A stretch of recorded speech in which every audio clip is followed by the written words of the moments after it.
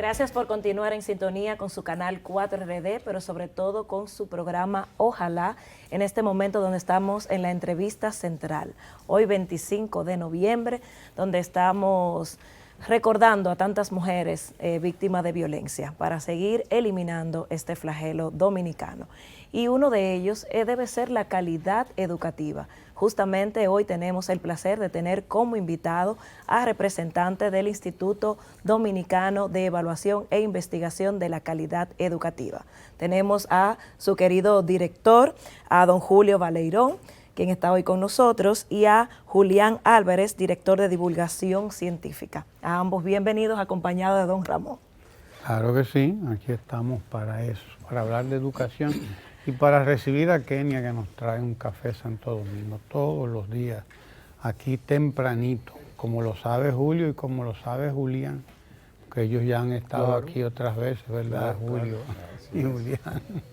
Dos autoridades en educación en la República Dominicana, Julio, que es director, y Julián, que es parte del IDEICE, cada uno de ellos con una vida, toda una vida dedicada a la educación y a beber café Santo Domingo también, como estamos aquí en el canal 4RD, claro que sí, a la salud del pueblo dominicano y a la calidad de la educación en la República Dominicana.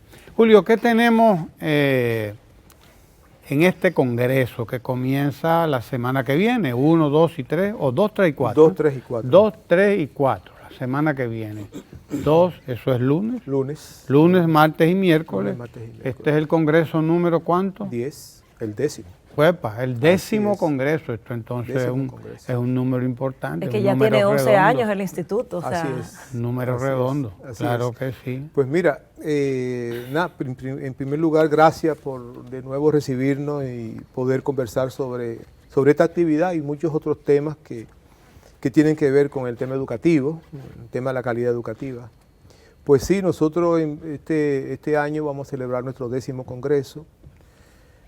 Como lo hicimos hace 3 años, este sería continuando con ese eje temático, con el tema del desarrollo curricular.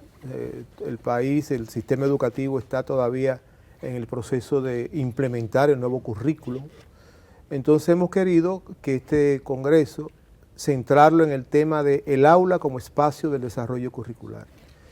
Porque al final de cuentas, ¿dónde se hacen las cosas en educación? Es en el aula.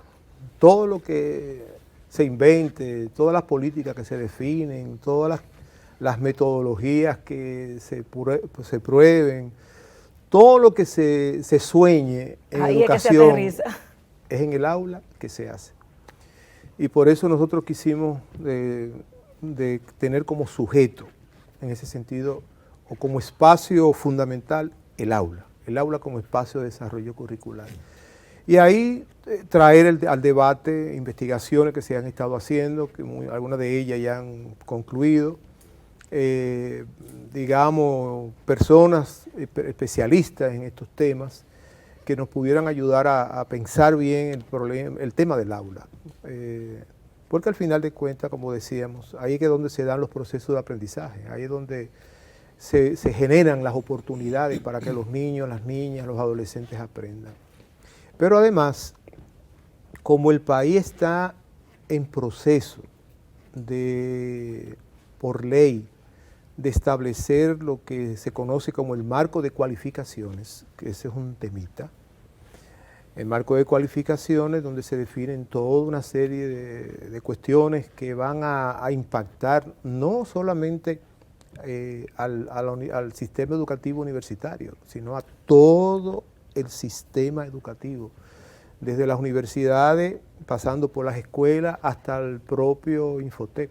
Todo estará impactado por ese marco de cualificaciones, que es una ley que el presidente sometió a las cámaras, que me imagino que en algún momento será conocido. Ahí nos gustaría a nosotros ir y plantear nuestros pareceres sobre ese tema. Entonces hemos querido aprovechar también como para que el tema lo podamos ampliar mirando también ese asunto.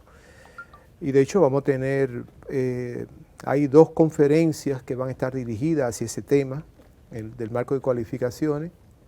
el ministro de Economía, el doctor Juan Ariel Jiménez, va a dar la primera conferencia magistral, lo va a hacer sobre justamente cuáles son las implicaciones, las consecuencias que el marco de cualificaciones tendrá en materia educativa, en todo el sector educativo. Para nosotros es un tema importante, porque si nosotros estamos todavía en un proceso de desarrollo de una propuesta curricular, tomar el tema del marco de cualificaciones va a plantear retos importantes. Y también va a estar con nosotros Fauker, ¿no? Que es la representante en la Cámara de Comercio alemán, que ese es uno de sus temas que ella de predilección y va a estar con nosotros también planteando este tema.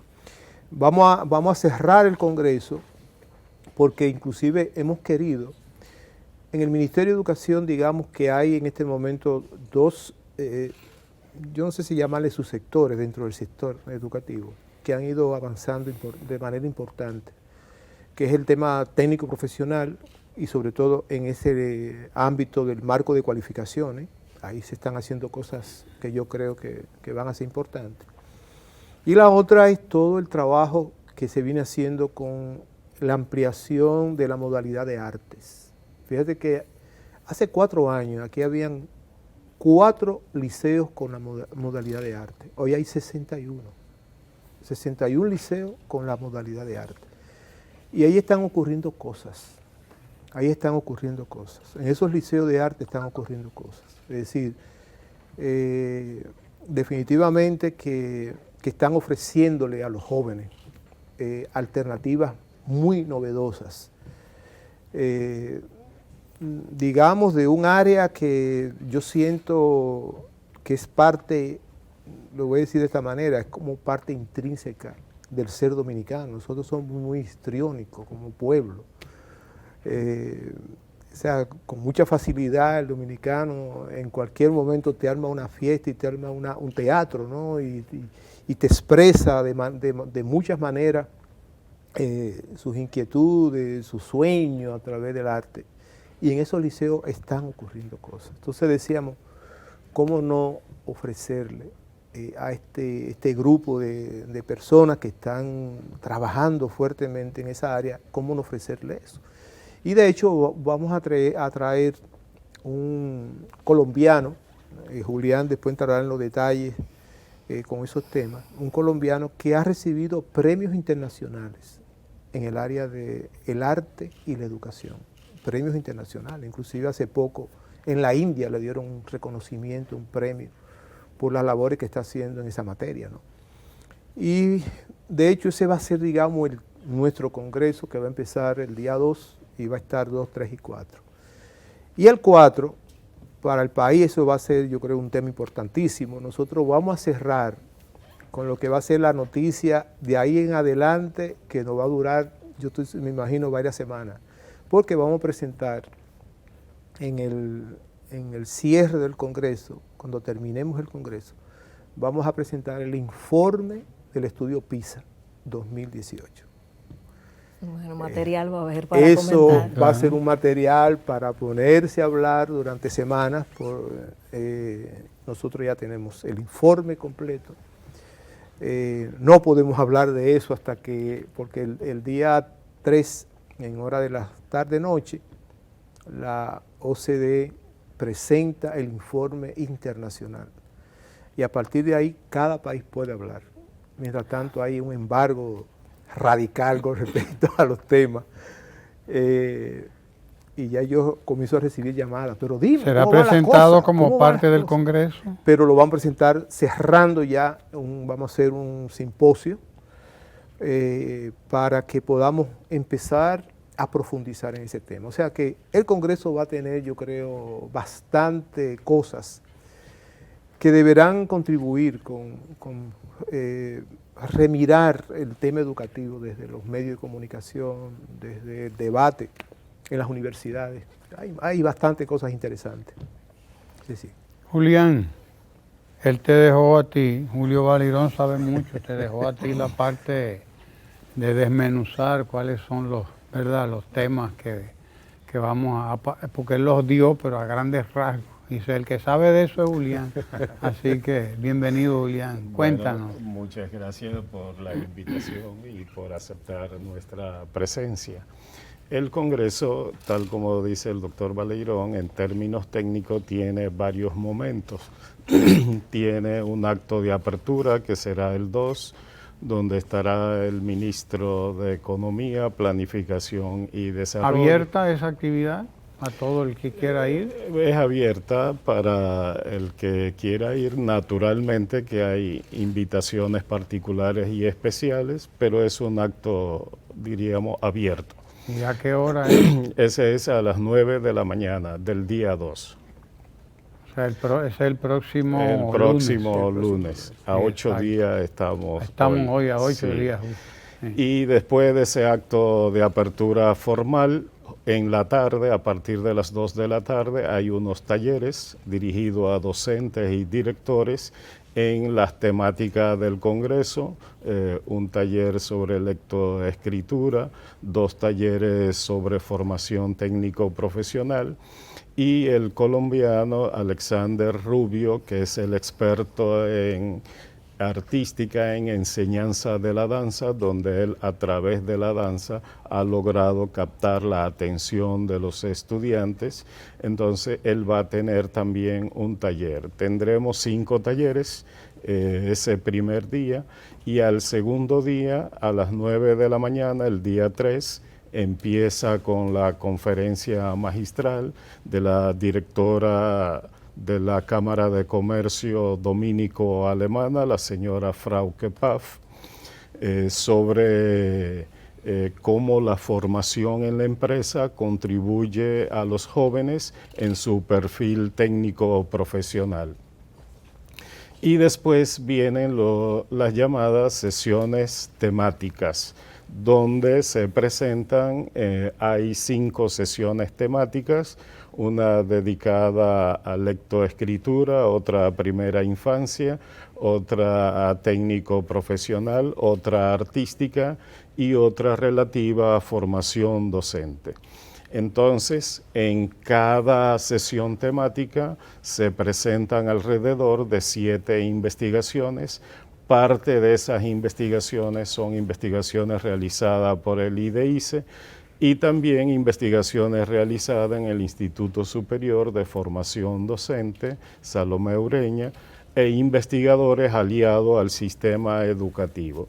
También hay una buena presencia internacional.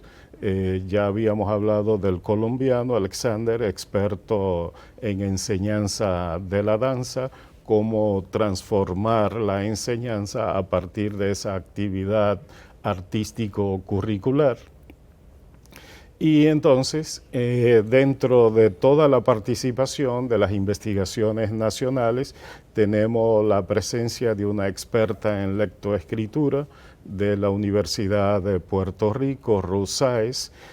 También viene una nicaragüense, experta también en lectoescritura, Josefina Vigil, y viene una experta en educación temprana de los Estados Unidos, una investigadora llamada Stephanie Olmore, que estará dentro de los paneles que se van a presentar.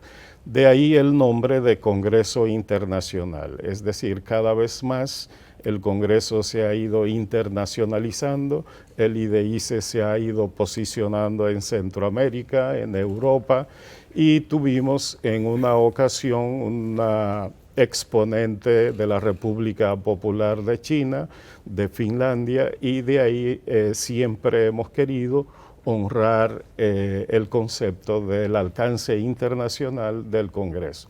Eso es el segundo día.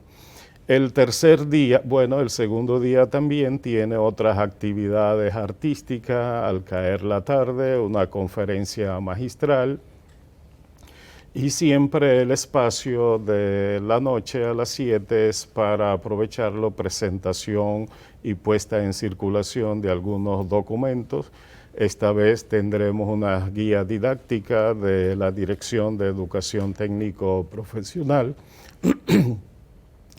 Y el tercer día tendremos un coloquio que lo encabeza el doctor Valeirón sobre el marco de cualificación con expertos, debatir, ver las implicaciones que eso tiene y finalmente la conferencia de cierre será con el colombiano, que hemos hablado, experto en didáctica de la danza.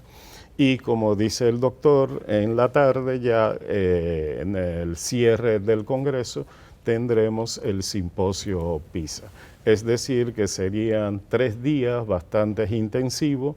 Desde las 6 de la mañana está el personal del IDEICE en todo lo que es el apoyo logístico de organización hasta las 8 de la noche cada día.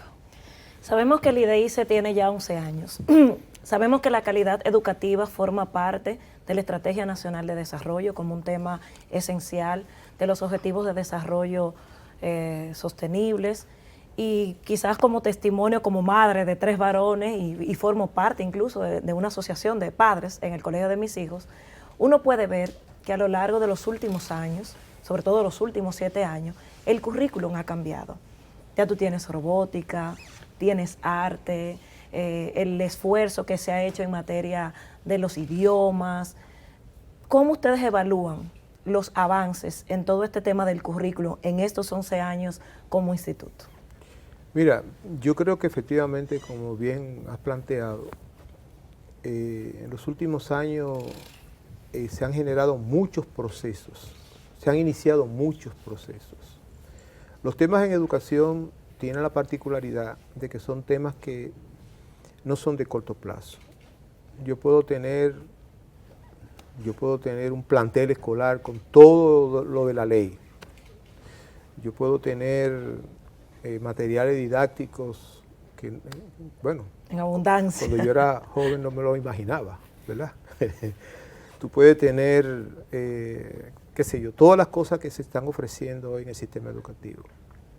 Pero los procesos de aprendizaje son procesos que uno dice, yo lo digo de esta manera. El sistema educativo ofrece oportunidades para que se desarrollen los aprendizajes.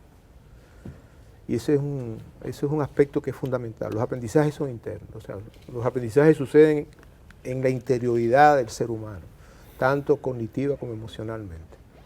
Y ahí es un tema que todavía yo siento, nosotros tenemos pendiente muchas cosas, porque posiblemente el mayor problema que todavía no hemos podido transformar, o sea, yo creo que se han hecho muchas cosas importantes que son como base para estos procesos. Pero les doy un dato, todavía el manejo del tiempo en nuestras escuelas sigue siendo un gran problema. Le digo en términos promedio, como desafío y como situación, como realidad. Es decir, para que tengan una idea de lo que estamos diciendo. Un niño que esté en tercero de primaria, que haya terminado el tercero de primaria, si yo me pongo a contabilizar el número de horas efectivas que ese niño que ha tenido la oportunidad, posiblemente ella ha tenido básicamente 1 año y medio y no 3. ¿Por qué? Estamos aprovechando a la mitad el tiempo. Estamos aprovechando a la mitad. Es muchas las interrupciones que se están ocurriendo en nuestras escuelas.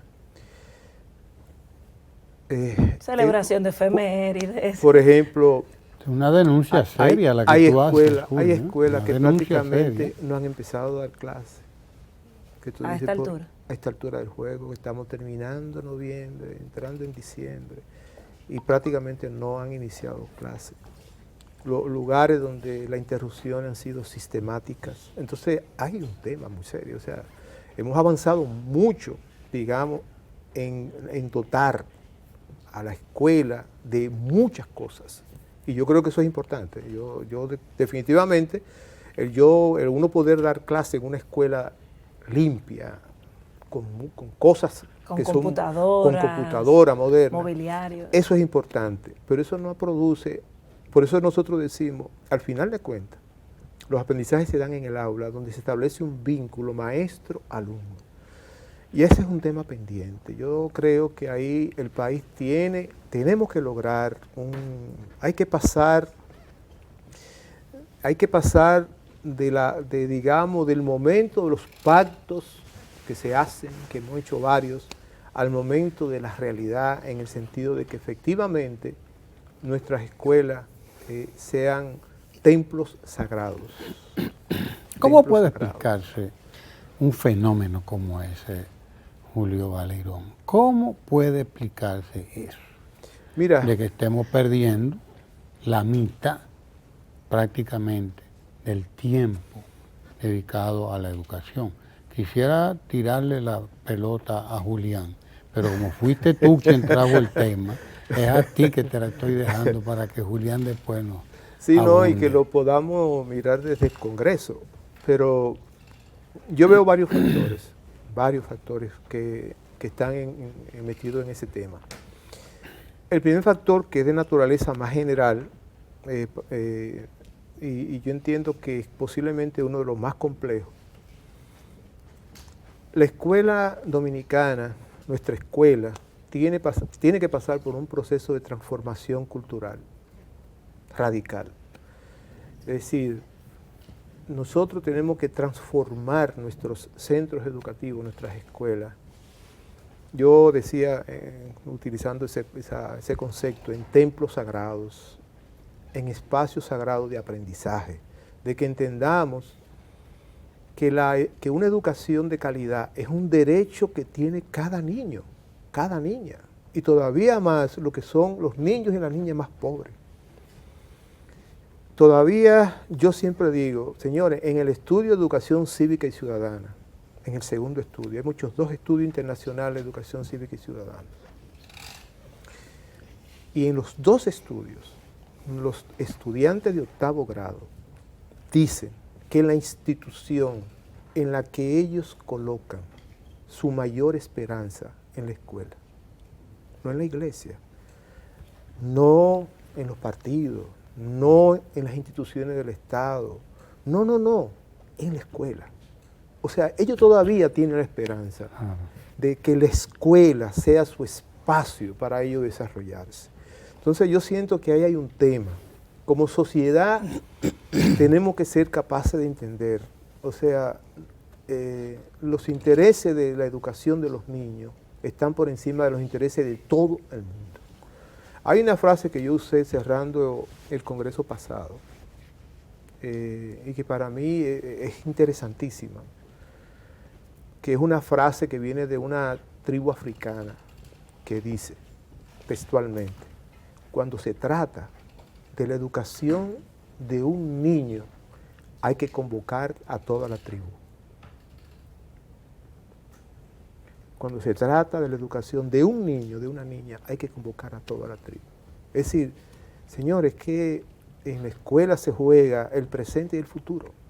Entonces, hay que transformar la escuela. Yo creo que la escuela tiene que ser el espacio por excelencia del derecho que tiene cada niño y cada niña de formarse, de desarrollarse. Y después hay aspectos concretos, como es el tema de la gestión de los equipos directivos, lo que nosotros llamamos en educación la gestión institucional, y la otra la gestión pedagógica, que es la que finalmente realiza el maestro en el aula y los coordinadores pedagógicos que lo hacen en las escuelas. Eso hay que transformarlo. O sea, tenemos que lograr que efectivamente entendamos que es nuestra responsabilidad ofrecerle cada día, cada hora, cada minuto a esos niños las oportunidades que ellos demandan. Y para nosotros, yo entiendo que para nosotros, todos los que trabajamos en educación, desde el maestro hasta el propio ministro de Educación, una educación de calidad es un tema de ética, es un tema de deber. En el niño es un tema de derecho, en nosotros es un tema de deber. Y en eso yo creo que, como tú bien señalabas, un actor clave es la familia. Pero la familia no va a sustituir al maestro. La familia enseña, No, y eso son todos lo roles sabemos, complementarios. pero no sustituye, yo sé muy bien, no sustituye al maestro. La labor del docente es una labor fundamental, Claro. es fundamental. Entonces, si no logramos articular todo eso, para lograr que cada día sea bien aprovechado, o sea, que el niño pueda sentir que cada momento de la escuela es una buena oportunidad. Por eso decimos en el Congreso, señores, el aula es donde se realizan los procesos fundamentales de aprendizaje de los niños y las niñas. Y vuelvo a reiterar, sobre todo los niños y las niñas más pobres, que yo a veces digo, caray, yo creo que somos indolentes, porque como que no nos importa los niños pobres. Yo estoy seguro que si en un centro educativo de la capital, privado, no se diera clase, aquí se armara un lío en este país. Pero que en una escuela de un barrio no se dé clase, a nadie le importa. Hacen fiesta algunos Entonces yo digo, ¿y a dónde vamos a caminar? Por eso todavía uno se encuentra con cosas como esto. Siempre uno encuentra en todo esto, el investigador siempre encuentra avisos de esperanzadores, ¿no? Por ejemplo, en el estudio, la evaluación la evaluación que se hizo en tercero y sexto de primaria. Lo trágico, que en tercero, apenas un 12% de los niños y las niñas leen comprensivamente de acuerdo a lo esperado. Solo 12%. Y en matemática, en sexto grado, que manejen los elementos matemáticos de manera como uno lo espera, solo el 4%. Eso es para uno pegar el grito al cielo, ¿no? Sí, ¿no? 12% leen comprensivamente en tercero.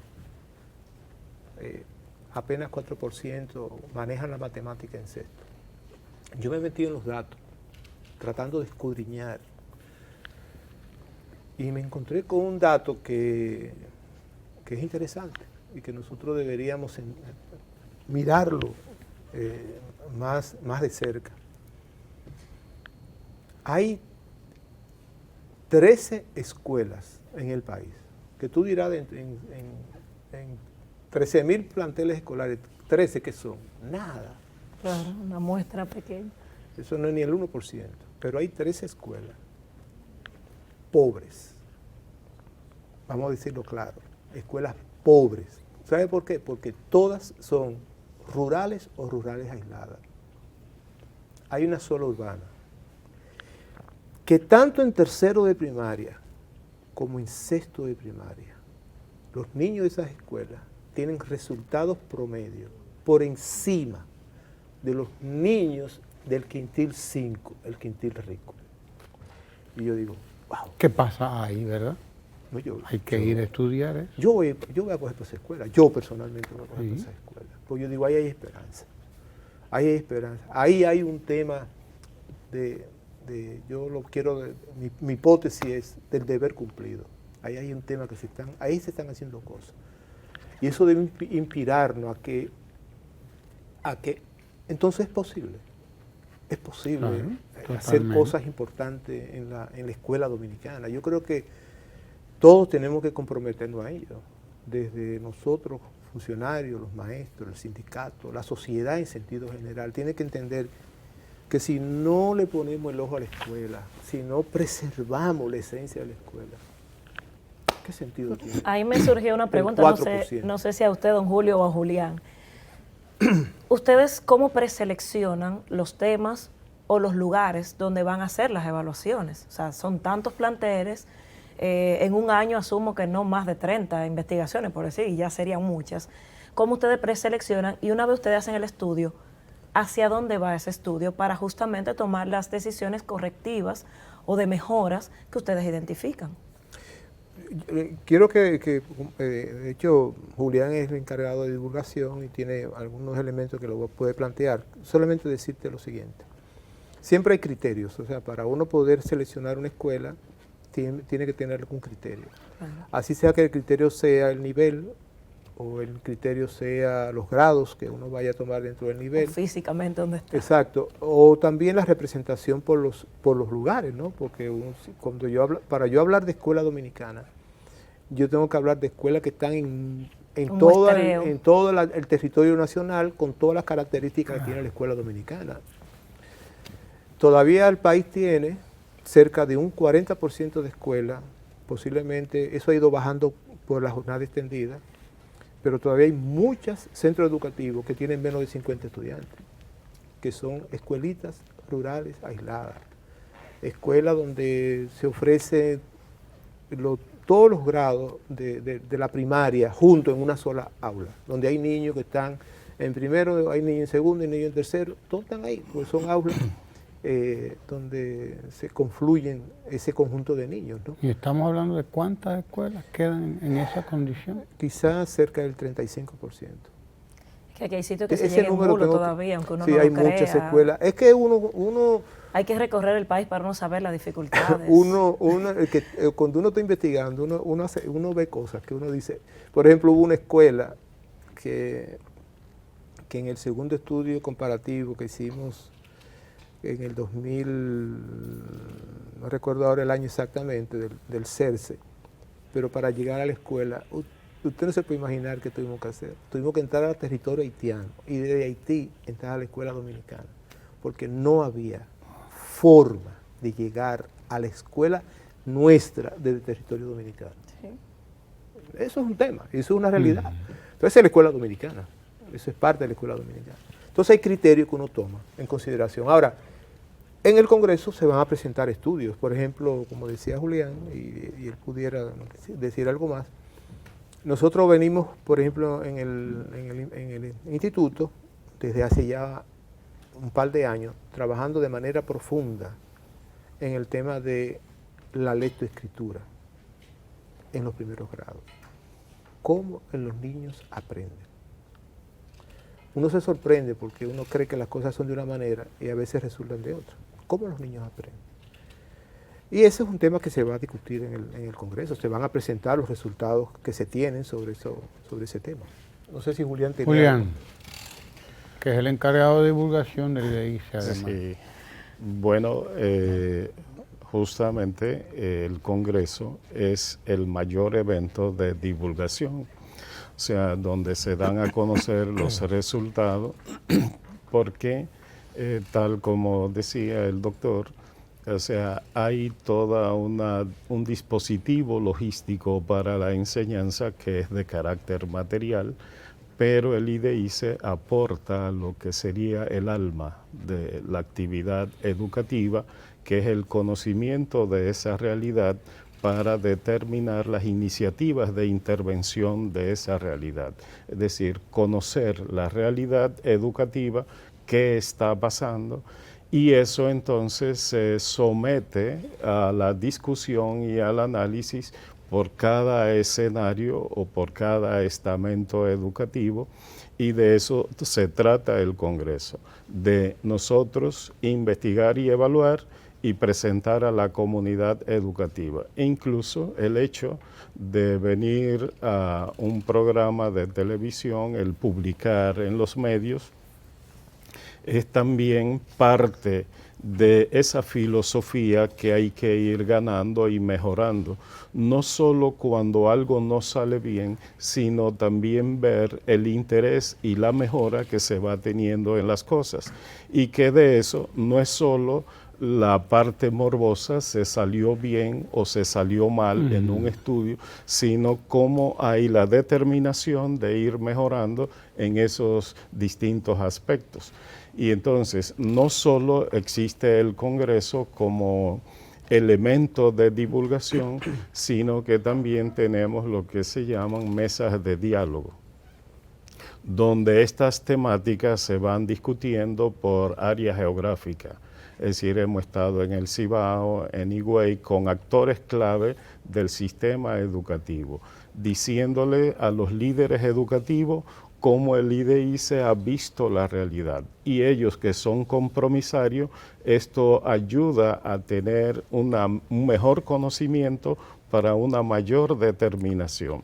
Y entonces la idea es que el IDEICE aporta a través de sus estudios el elemento para mejorar la toma de decisiones sobre esta realidad. De alguna manera también yo creo que es bueno situar de que estamos hoy en día en un mundo de alguna manera convulso. O sea, lo que está ocurriendo en el mundo y también los cambios acelerados que está sufriendo el mundo, y eso de alguna manera hace de que había ideas que duraban 100 años de manera fija, hoy te cambian al otro día. Claro. Es decir, vivimos en un mundo de alguna manera marcado por la incertidumbre. Eso permea el aspecto educativo y también la misma vivencia particular de cada sujeto. Entonces, los resultados de la investigación de todas estas que vamos a presentar es ir buscando algo de certidumbre para mejorar nuestras acciones.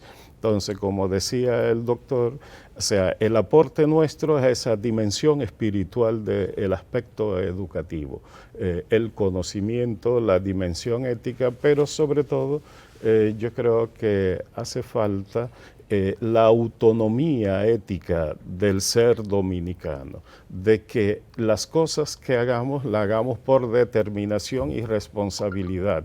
No es solo por lo que se te paga, no es solo por el horario que tú tienes, sino que hay que ir más allá, y eso implica que debemos ganar esa determinación en la sociedad dominicana. No dejarle la escuela al sector educativo, sino que toda la sociedad, lo que se llamaría la pedagogía social, o sea, que la sociedad entera tiene que convertirse en un ente educativo. Y esa conciencia de que todo debe educar, desde la organización del tránsito, cuando usted lleva a los niños a la escuela, la organización del tránsito debe educar. Cuando un programa educativo, a través de los términos y las ideas que usa, debe educar, y no solo la familia, sino que necesitamos una conciencia nacional, y la idea es aportar a esa conciencia. Mientras mejor la conozcamos, que es la labor del IDEICE, y esa es entonces la idea de la investigación, o sea, propiciar informaciones científicas para que nuestras decisiones sean más certeras en esa dimensión. Y de alguna manera lo que se plantea, no situarnos desde nuestra propia perspectiva, sino situarnos desde la perspectiva del otro. O sea, ¿qué me demanda el otro? Y el otro es el niño, es el joven. O sea, ¿cuál es su situación? ¿Cuáles son sus intereses? No lo que yo creo que debe ser, sino qué hay desde ellos. Y por eso viene a propósito nuestro lema, o sea, ¿qué pasa en el aula? ¿Cómo se aplica ese currículo? Y cómo también sentimos la demanda de obligación de responder a la demanda de ese niño y de ese joven que van a ser los ciudadanos. Y como decía un sofista, que en función de lo bueno se obliga. Entonces, de lo que se trata es de colocar el bien que podemos hacer como obligación moral fundamental, como responsable en parte de este proceso. Entonces, yo creo que esta labor, la calidad, es un concepto en construcción constante, y que va demandando los horizontes que van determinando por dónde se han de enfocar. Entonces, las investigaciones en este mundo de incertidumbre y de inestabilidad en diversos órdenes, la investigación es el espacio que nos va a ir propiciando ese elemento de certidumbre, que no es más que la búsqueda de sentido. Es decir, todo el proceso formativo, el aprender matemática, el aprender lengua española, el aprender computadora e idiomas, tiene que ir a un sentido final. ¿Cuál es el sentido como ser social, como individuo, como educador? Y la sociedad tiene que estar de alguna manera provista de ese sentido. O sea, y la educación entonces va dirigida a esa dimensión espiritual en lo cual lo logístico no es más que el elemento instrumental. Entonces, nuestra tarea es aportar a esa alma de la sociedad, que es la dimensión de la formación del sujeto, pero una formación que ha de tener un norte, que es la obligación que me demanda el otro, que en este sentido es el niño, es el joven, en su realidad y en su necesidad. Por lo tanto, mis necesidades deben estar supeditadas a la demanda de esa obligación que me propicia el niño. Entonces, yo creo que hasta que no llevemos el sistema a que el niño es el que me demanda mi labor y mi trabajo, entonces en ese sentido estamos aportando a la búsqueda de esa obligación moral fundamental de la cosa educativa. Se nos agotó el tiempo. Lamentablemente. Te tiró unas cuantas cosas ahí que pudiéramos hacer 3 programas más con ella. Y sobre todo con esta parte que Julio nos ha dejado aquí también, pero el tiempo se agotó. Así que lo que tenemos que hacer es esos programas que faltan.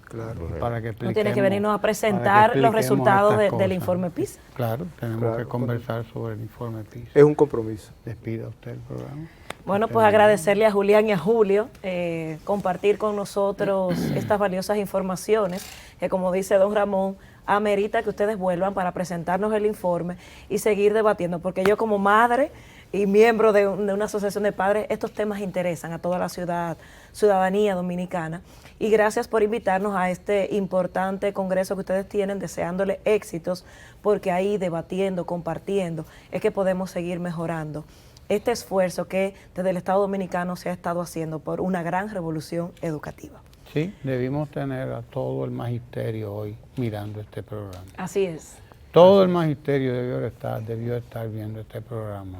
Sí, porque aquí se han planteado unas cosas muy serias. Nos dejó pensando aquí. Muy serias, sí señor. Pero yo creo, don Pero Ramón, bueno, que tendremos tiempo para eso, así que gracias. Quédese ahí en el canal 4RD, como le ha dicho Fran. No se mueva de ahí, gracias, para que sigamos compartiendo contenidos como este, así, suculentos, que sacan a uno, ¿verdad? Sí. No se vaya de ahí.